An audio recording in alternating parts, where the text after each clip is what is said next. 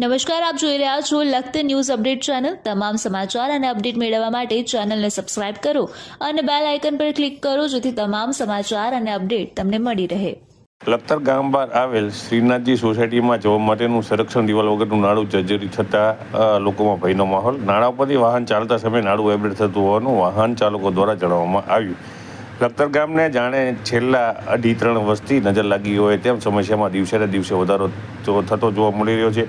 લખતર ગામમાં મહિલા સરપંચના વહીવટદાર પતિ દ્વારા અનેક ભ્રષ્ટાચાર કરવામાં આવ્યા હોવાના આક્ષેપો થયા છે। પુરાવા સાથેની અનેક લેખિત અરજીઓ ઉચ્ચ કક્ષાએ કરવામાં આવી છે। સંનિષ્ઠ અધિકારીઓ પગલાં ભરવા છે, પરંતુ રાજકારણીઓ અતિ દબાણના કારણે પગલાં ભરવા મજબૂર હોય તેવો ઘાટ સર્જાયો હોવાનું જાગૃત નાગરિકોને લાગી રહ્યું છે। ત્યારે શ્રીનાથજી સોસાયટીમાં જવા માટેનું સંરક્ષણ વગરનું નાળું જર્જરિત થતાં શ્રીનાથજી સોસાયટી મફતિયાપરા ભૈરવપરામાંથી બહાર આવતા વાહન ચાલકો, તળાવ પાણી ભરવા, કપડાં ધોવા જતી મહિલાઓ, સ્કૂલે જતા વિદ્યાર્થીઓ અને તેમના વાલીઓ ભય અનુભવી રહ્યા છે।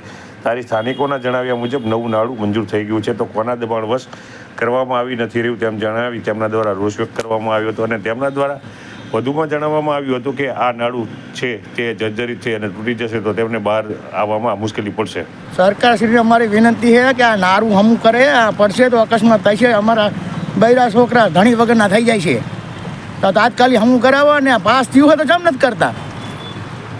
વહેલી તકે પાસ કરાવી નાખો સરખી રીતે રેડી, અને નારું આપવા જ આવી તો હલે છે કે આખું નારું ટ્રેક્ટર લઈને જતા જ બીક લાગે।